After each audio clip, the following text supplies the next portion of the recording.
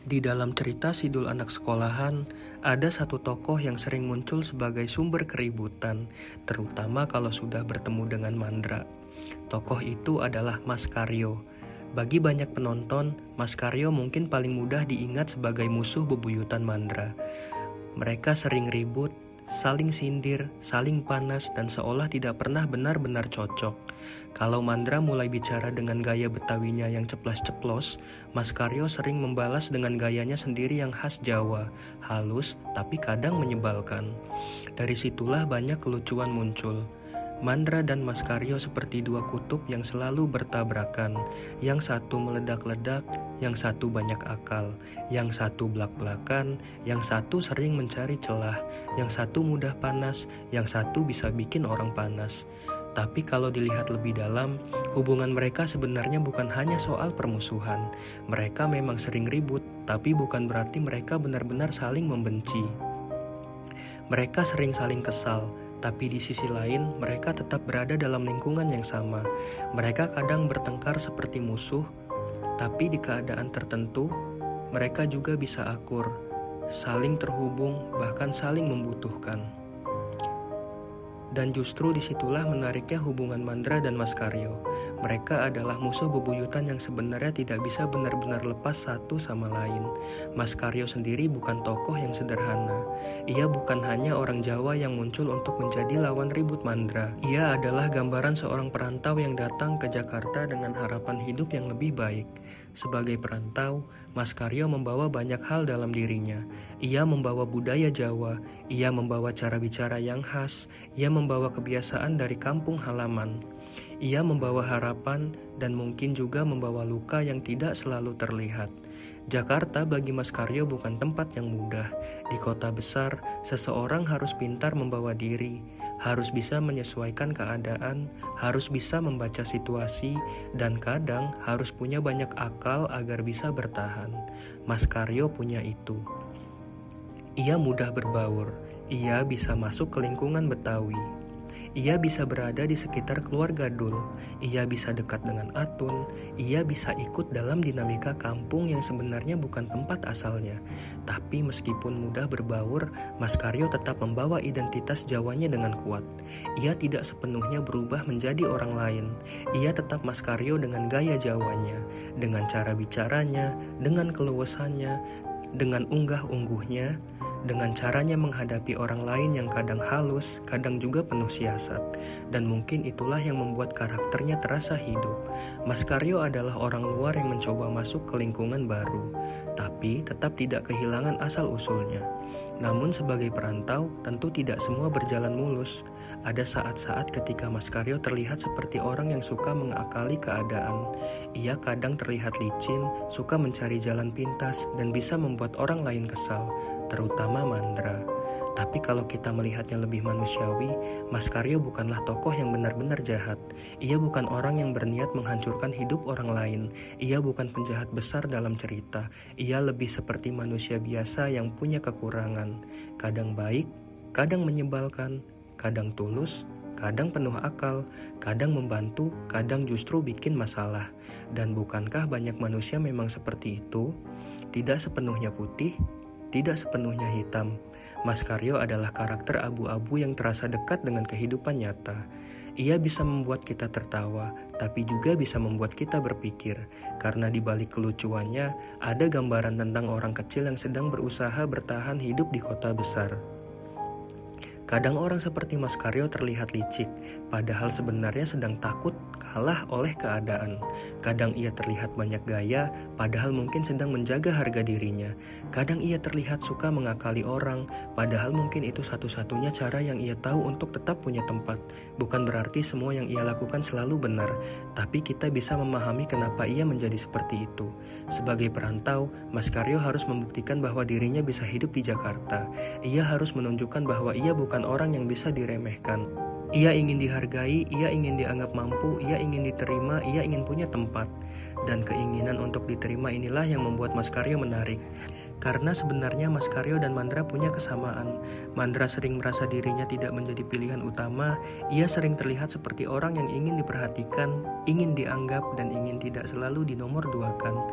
Sementara Mas Karyo sebagai orang luar juga ingin diakui di lingkungan baru. Mandra ingin dilihat, Mas Karyo ingin diterima. Mandra ingin merasa penting, Mas Karyo ingin merasa punya tempat. Mungkin karena itulah mereka sering bertabrakan.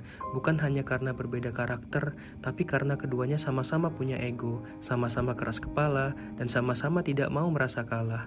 Mandra dengan caranya yang kasar tapi jujur, Mas Karyo dengan caranya yang halus tapi kadang penuh siasat. Dua-duanya punya cara masing-masing untuk bertahan. Dan ketika dua orang seperti itu bertemu, wajar kalau yang muncul seringkali adalah ribut. Tapi menariknya, keributan mereka bukan keributan yang benar-benar gelap. Ada unsur lucu di dalamnya, ada keakraban yang aneh, ada kebiasaan yang lama-lama terasa seperti bagian dari hubungan mereka. Mereka seperti dua orang yang kalau bertemu pasti ribut, tapi kalau salah satu tidak ada, suasananya terasa kurang lengkap. Mandra membutuhkan Mas Karyo sebagai lawan yang membuat hidupnya ramai. Mas Karyo juga membutuhkan Mandra sebagai bagian dari lingkungan yang membuatnya semakin diterima. Mereka mungkin tidak akan mengakuinya, tapi dalam cerita hubungan mereka seperti saling mengisi. Ribut iya, saling kesal iya, tapi saling membutuhkan juga iya. Itulah uniknya hubungan Mandra dan Mas Karyo. Mereka bukan sahabat yang manis, mereka bukan musuh yang benar-benar saling benci. Mereka adalah dua orang yang sering ribut karena terlalu mirip dalam hal ego, tapi berbeda dalam cara menunjukkannya. Mandra meledak keluar, Mas Karyo bermain halus. Mandra menyerang dengan kata-kata belak-belakan, Mas Karyo membalas dengan akal dan siasat. Mandra mudah terpancing, Mas Karyo sering jadi pemancingnya, dan dari situlah kelucuan mereka lahir. Namun di balik hubungan mereka yang sering komedi, kehidupan Mas Karyo sendiri punya sisi yang tidak selalu ringan. Ia punya masa lalu, ia punya keluarga, ia punya konflik dengan anak dan istrinya di Jawa. Ini membuat Mas Karyo bukan sekadar perantau yang datang tanpa beban. Ia membawa cerita dari kampung halamannya. Ia membawa hubungan yang mungkin belum selesai. Ia membawa tanggung jawab sebagai laki-laki, sebagai suami, dan sebagai ayah. Di Jakarta ia bisa terlihat lucu, ia bisa terlihat santai, ia bisa terlihat seperti orang yang mudah berbaur. Tapi di belakangnya ada kehidupan lain yang ia tinggalkan di Jawa. Ada keluarga, ada konflik, ada masa lalu. Dan mungkin hal ini membuat sosok Mas Karyo terasa lebih manusiawi. Karena banyak perantau juga seperti itu. Di kota mereka terlihat bekerja, tertawa, bergaul, dan menjalani hidup seperti biasa. Tapi jauh di kampung halaman, ada keluarga yang menunggu, ada masalah yang belum selesai, ada tanggung jawab yang terus mengikuti. Orang-orang melihat mereka sebagai pekerja, sebagai tetangga, sebagai teman, sebagai orang lucu. Tapi tidak semua orang tahu apa yang mereka bawa di dalam hati. Mas Karyo bisa jadi mewakili itu. Ia terlihat lucu tapi tidak selalu ringan. Ia terlihat banyak akal tapi mungkin karena hidup memaksanya begitu. Ia terlihat menyebalkan tapi bukan berarti hatinya buruk. Dan kemudian perjalanan hidup Mas Karyo menjadi semakin menarik ketika ia akhirnya menikah dengan Atun, adiknya Dul. Ini bukan hanya soal kisah cinta. Dalam konteks karakter Mas Karyo, pernikahan dengan Atun bisa dilihat sebagai simbol bahwa ia akhirnya benar-benar masuk ke keluarga itu. Dulu ia orang luar, dulu ia perantau, dulu ia sering ribut dengan Mandra. Dulu ia hanya hadir sebagai bagian dari lingkungan sekitar, tapi perlahan ia menjadi bagian dari keluarga. Ia bukan lagi hanya orang Jawa yang datang di lingkungan Betawi. Ia menjadi bagian dari kehidupan keluarga Dul, dan ini membuat perjalanan Mas Karyo terasa hangat. Karena di balik semua keributan, siasat, kelucuan, dan konflik masa lalunya, Mas Karyo akhirnya menemukan tempat baru, tempat untuk diterima, tempat untuk pulang, tempat untuk menjadi bagian dari sesuatu. Dalam hidup, tidak semua orang perantau hanya mencari uang. Kadang mereka juga mencari penerimaan, mencari tempat di mana mereka tidak lagi dianggap orang luar, mencari lingkungan yang bisa membuat mereka merasa punya rumah kedua. Dan Mas Karyo dengan segala kekurangannya seolah menemukan itu di sekitar keluarga Sidul. Tentu saja ia bukan manusia sempurna. Ia tetap bisa menyebalkan, ia tetap bisa banyak akal, ia tetap bisa membuat Mandra naik darah. Ia tetap punya cara-cara yang kadang tidak disukai orang lain, tapi justru karena itu Maskaryo terasa nyata. Karena manusia memang tidak selalu rapi. Ada orang yang baik, tapi kadang salah jalan. Ada orang yang tulus, tapi cara bertahannya keliru. Ada orang yang ingin diterima, tapi justru sering membuat orang lain kesal. Maskaryo ada di wilayah itu. Ia bukan malaikat, tapi juga bukan penjahat. Ia hanya manusia biasa yang mencoba bertahan dengan caranya sendiri. Dan mungkin itu yang membuat karakternya menarik untuk dibahas. Karena seringkali kita terlalu cepat menilai seseorang dari sikap luarnya. Kalau orang banyak akal, langsung dianggap licik. Kalau orang sering bercanda, langsung dianggap tidak punya beban. Kalau orang sering ribut, langsung dianggap pembuat masalah. Kalau orang perantau terlihat kuat, langsung dianggap hidupnya baik-baik saja. Padahal bisa saja di balik itu semua ada cerita yang lebih dalam. Maskaryo mengingatkan kita bahwa karakter lucu pun bisa punya luka. Bahwa orang yang sering bikin orang lain kesal pun belum tentu jahat. Bahwa perantau yang mudah berbaur pun tetap bisa menyimpan rasa ingin diterima. Dan bahwa di balik pertengkaran yang terlihat sepele, kadang ada hubungan yang sebenarnya saling membutuhkan. Hubungan Maskaryo dan Mandra adalah contoh paling jelas.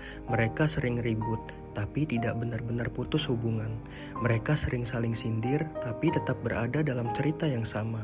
Mereka sering saling membuat kesal, tapi justru karena itu kehadiran mereka saling menghidupkan. Kalau tidak ada Mandra, Maskaryo mungkin tidak akan selucu itu. Kalau tidak ada Maskaryo, Mandra mungkin kehilangan lawan yang paling pas untuk memancing emosinya. Mereka seperti dua sisi komedi yang saling melengkapi. Satu keras, satu licin.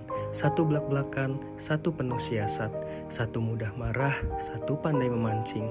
Dan dari perbedaan itu, lahirlah dinamika yang membuat penonton selalu ingat. Tapi lebih dari sekedar komedi, hubungan mereka juga menunjukkan bahwa manusia bisa saling membutuhkan meski tidak selalu akur. Tidak semua hubungan yang bermakna harus selalu manis. Ada hubungan yang bentuknya ribut, ada hubungan yang bentuknya saling sindir, ada hubungan yang bentuknya adu ego. Tapi selama tidak ada kebencian yang benar-benar menghancurkan, hubungan itu tetap punya ruang untuk saling peduli. Mandra dan Maskaryo ada di situ. Mereka sering seperti musuh, tapi sebenarnya menjadi bagian penting dari hidup masing-masing. Dan Maskaryo sebagai karakter membawa warna yang berbeda dalam dunia Sidul. Ia membawa budaya Jawa ke tengah lingkungan Betawi. Ia membawa kelucuan lewat perbedaan watak. Ia membawa konflik lewat siasat dan banyak akalnya. Ia membawa sisi manusiawi lewat masa lalunya.